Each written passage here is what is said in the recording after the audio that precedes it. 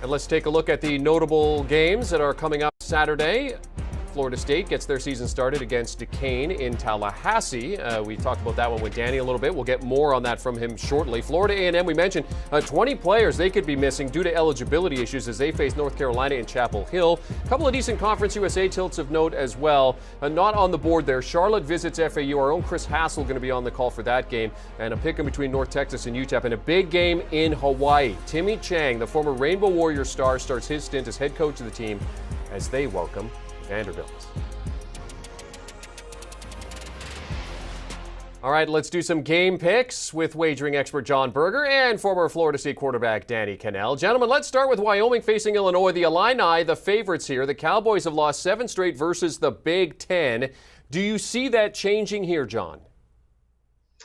You know what? When you look at this, and we got to go back and we got to revisit Kanell's pick in this Nebraska game. I want to go back and look at that. But the Mountain West has showed up in openers against the Big Ten. You look at the last 10; these teams show up. They're 5-4-1. So for those people out there that think that they're just going to show up and roll over for Illinois, they're not. Illinois is a 5-7 team last year. Don't have a great deal of identity. I don't think anybody, as we're sitting here today, really knows what this team is going to be all about. But I think this is a pretty easy pick, and I'm going to take Illinois to cover these numbers only because Wyoming's been decimated by the transfer portal. This was a throwing team, and now they're going to have to rely on a ground attack.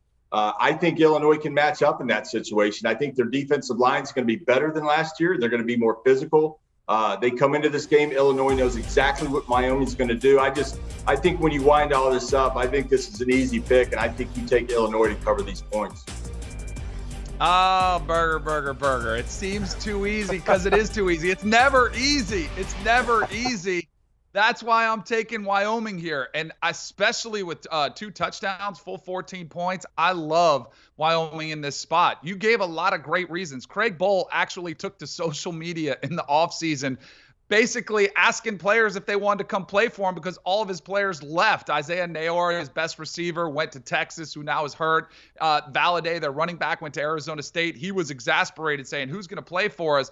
But I think the chip on the shoulder mentality going to Illinois will prevail. I still think Illinois is going to win this game, but this is an Illinois team that was atrocious on offense last year. They were last in several categories in the Big Ten. They were 112th in the country in total offense, 115th in scoring, which is a big reason why they made a change at offensive coordinator, bringing Barry Lunney in.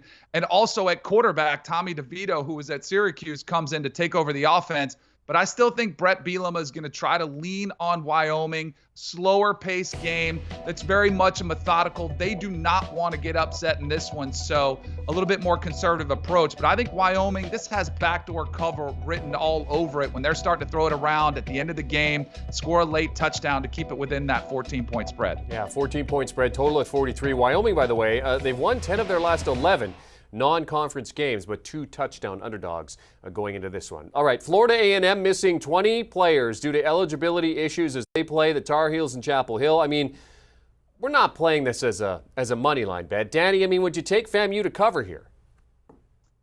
You know, I'm torn on this one, Jeremy. I think this is an avoid. Like anytime you have these late game situations, unless you got on it early. And when I say early, like when the line opened at 35.5 and maybe you had heard rumblings that Florida A&M might have had issues, then I think you jump on North Carolina. I still would lean towards laying the points with North Carolina, but there's a part of me knowing Mac Brown that he's going to have some compassion on this team. He's going to feel like, hey, I don't want to run it up on these guys. They're playing shorthanded. He's a classy coach. This game screams avoid to me. If you wanted to hit anything, I would probably take the under. Again, at late in the game, Mac Brown, both coaches come over and say, hey, let's just get out of here. Let's run the ball. Let's just move on. So for that reason, I would lean towards the under. But the spread for me is way too big. I'm going to go ahead and take Jeremy, UNC to cover these points. And I totally get the logic that Kanell's putting out there. But look, this is a 6-7 team last year. Okay, they come into the very disappointing year last year. This is a team that lost in overtime to Pitt. They had NC State on the ropes, gave up a 9-point lead with $1:30 left. They got a lot to prove. The defense was atrocious. They got shoved around in the trenches, both offensive line and defensive line. Hired chicks to come on board and run that defense. I just think this is a situation. These guys got a lot to prove to themselves, a lot to prove to their coaches, a lot of positions up for grabs. I don't think, and Danny's right, Mac's not the type of coach that's going to go out there and run up the score, but I still think they're going to get a commanding lead. And even then when their twos come in the game, I think they're going to open up that offense. I got on it early. I don't know where it's sitting right now, but I took UNC to cover, and I'll stand by that bet. Yeah, the line's sitting at 42 on the lower third there, but you can get it up to as high as 45. Seen it at 46 at one point. I think, Jeremy, that opened about 35, if I'm not mistaken. Yeah, it did. Yeah, so that line has jumped with all of that news about FAMU having struggles with the eligibility issues. All right, let's talk about Duquesne versus Florida State. I mean, it might look pretty straightforward here, but, I mean, hear me out. Duquesne recorded their first FBS win in program history last season by beating Ohio, and FSU lost to an FCS program last year in Jacksonville State. So, Danny, what happens here? So, Jeremy, that's the best thing that could happen if you're backing Florida State today, I think, because there's zero chance another Jacksonville State debacle happens where essentially Jacksonville State scored late on a game to win the game outright. This team will be dialed in. They're not going to take them lightly. There's no hangover after a Notre Dame loss the way there was last year. And there's a temptation, I guess, to look forward to LSU, but Florida State's not in a position to overlook anybody, even an FCS opponent.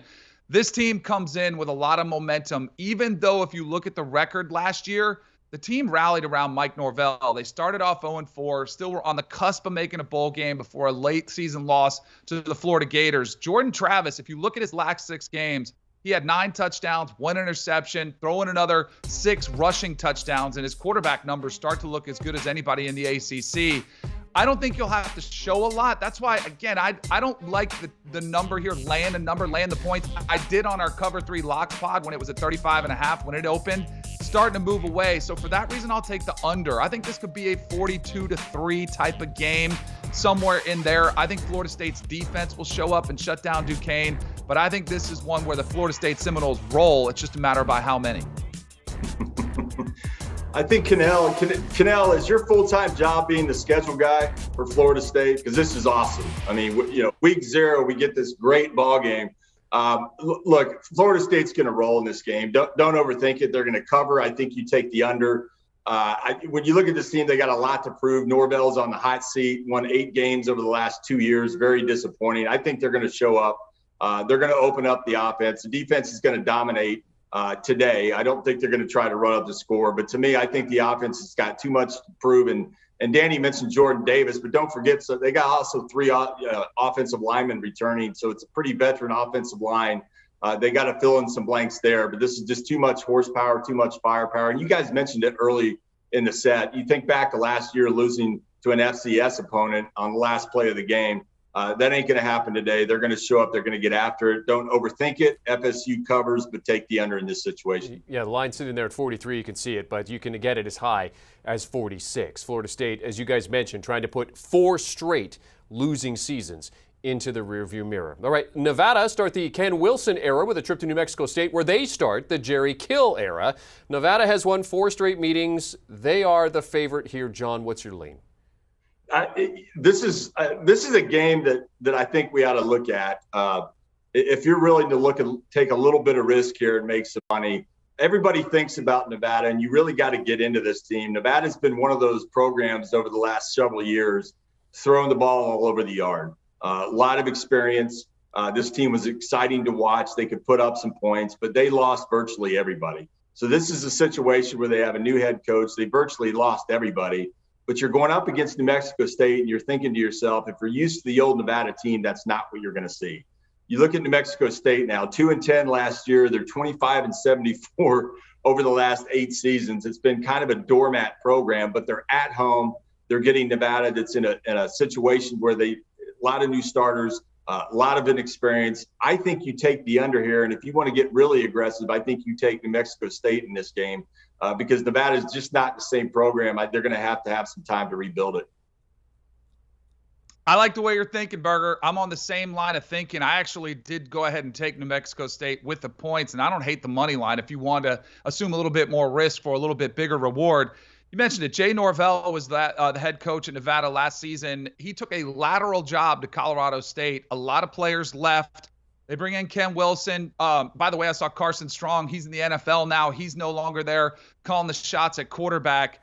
It says something to me when a coach takes a lateral move. There's something off about the program there at Nevada. I'm wondering how good they're going to be this season at all. And I like the hire of Jerry Kill. He's got Big Ten experience. He's got head coaching experience. He's a good coach that New Mexico State hired. They're going to try to run the football. They're going to play great defense. That's always been his MO wherever he goes. And the air raid that used to be at Nevada is gone as well. So I'm with you on the under too, but I like New Mexico State with the points here. It's probably one of my favorite plays of the weekend. Yeah, plus yeah, money. Danny, don't forget, they lost their quarterback and their top 7, count them up, 1, 2, 3, 4, top 7 wide receivers. I don't know what they're going to show up with offensively. I like this as the moneymaker today. Yeah, plus 235. You can get the Aggies on the money line. You almost have to lay $3 for the Wolfpack on the other side. Nevada leads the all-time series 14-2. Lastly, let's talk about this big night in Hawaii as former Rainbow Warrior star Timmy Chang comes home to coach the team. They open up against Vanderbilt as the underdogs. They have a great record in non-conference home games. I mean, seems like there could be some good plus money here, Danny.